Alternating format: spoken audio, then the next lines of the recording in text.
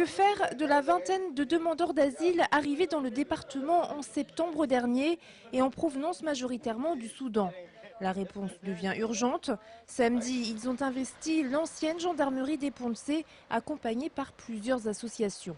Là, ce qu'on attend, c'est que tout simplement la préfecture en fait assume ses responsabilités, parce qu'en fait, selon la Convention de Genève, elle est tenue d'offrir un logement et une allocation aux demandeurs d'asile. Actuellement, sur Angers, ça n'est toujours pas fait. Donc nous, on est là pour expliquer ça et surtout pour dire qu'on en a marre en fait que ce soit les associations, les militants d'être palliatifs au manque de responsabilité de la préfecture. C'est elle d'assumer et de respecter les lois tout simplement, quoi.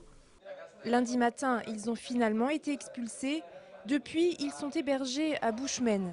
Le maire de la commune leur a proposé la base nautique jusqu'à vendredi, une solution provisoire en attendant que l'État trouve une issue. Moi, ce que je vais faire personnellement, c'est appeler à la fois le cabinet du préfet et de l'autre côté, appeler Jean-Claude Antonini, le maire d'Angers, pour lui demander qu'on prenne, maire de l'agglomération, une position commune pour mettre l'État en fait en face de ses responsabilités par rapport à ces demandeurs d'asile. Côté préfecture, on s'inquiète des arrivées massives des demandeurs d'asile en provenance du Soudan. Nous recevons dans le Maine-et-Loire plus du tiers de toute la demande nationale d'asile émanant du Soudan. Il y a une vraie anomalie, ce n'est pas une situation normale. Et actuellement, il faut bien dire, nos capacités de réponse sont saturées. Le préfet espère trouver des solutions d'hébergement hors du département. Il a déjà pris quelques contacts. La ville du Havre pourrait accueillir quelques demandeurs d'asile. En attendant, le collectif de soutien aux demandeurs d'asile appelle les Angevins à manifester samedi 15 novembre à 14h30, place Saint-Bac. On connaît depuis ce soir le nom de celui qui dirigera bientôt le Quai, le grand équipement culturel angevin. Il s'agit de Christian Mousseau-Fernandez, présenté officiellement à la presse en fin d'après-midi. Christian Mousseau-Fernandez a 38 ans et c'est un gestionnaire. Il dirige actuellement et jusqu'à la fin de l'année l'action culturelle et le patrimoine historique de la ville de Saumur. Il prendra la tête du Quai le 2 janvier prochain avec un premier objectif, faire rayonner plus largement le quai et délocaliser ses programmations. Le quai aujourd'hui est véritablement identifié. Il s'agit maintenant effectivement de l'ouvrir au territoire et à la population qui habite ce territoire. Un projet qui séduit le maire d'Angers. C'est un homme qui est un homme de développement et culturel, mais qui a aussi conscience des difficultés qu'il peut y avoir avec les scènes nationales qui sont des scènes importantes de création.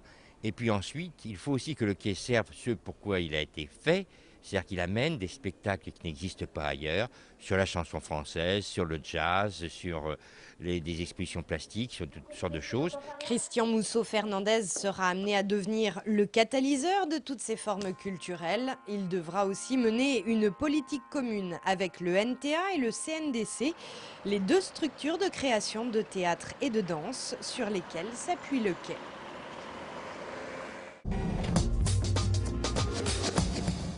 Après les Belges de Charleroi la semaine dernière et avant d'affronter vendredi soir les Allemands d'Oxenhausen en Coupe d'Europe, les pongistes de la Vaillante se sont offert un retour remarqué en championnat de France face à la Romagne. La salle Jean-Bouin accueillait en effet hier soir le derby du Maine-et-Loire. Une rencontre que Gérard Sarrazin, le président du club angevin, aurait bien aimé décaler à une autre date, mais les responsables de la fédération française ont fait la sourde oreille.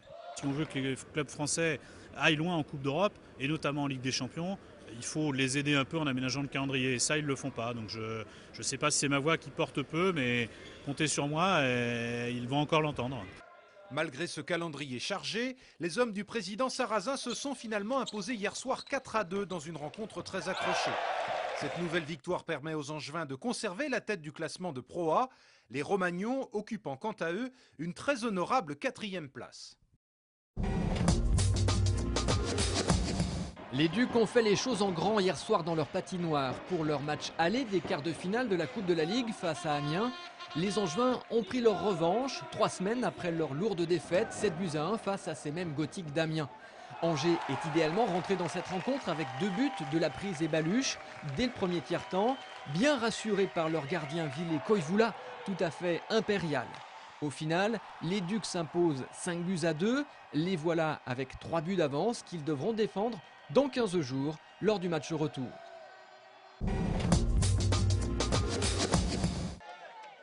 C'était le grand rendez-vous des amateurs de course à pied. La 34e édition du Cross du Courrier de l'Ouest aura rassemblé hier plus de 3500 pratiquants au parc de Pignerol à Saint-Barthélemy d'Anjou.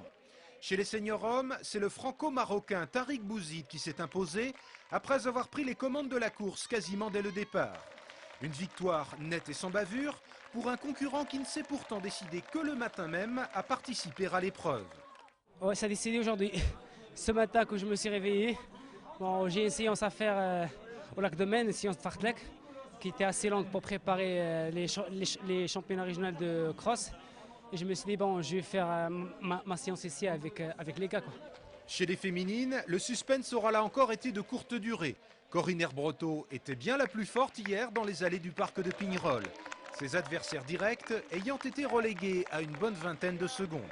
En fait, j'ai emmené un train, après, je me suis dit, même si je ne suis pas là physiquement, il faut que dans la tête je me batte. Et voilà, donc je suis partie, j'ai dit on verra bien, ça tient ou ça passera pas, je prends le risque et voilà. Et en fait, je suis allée au bout. Mais ce qui fait également tout l'intérêt du Cross du Courrier de l'Ouest, c'est l'engouement populaire qu'il suscite, à l'image de l'épreuve réservée aux familles qui a rassemblé près d'1 millier de concurrents. Chez les Boisseaux, on est venu en voisin de Saint-Barthélemy d'Anjou. Thierry le papa, Karine la maman et leurs 2 filles, Mathilde et Juliette, ont couru avant tout pour se faire plaisir.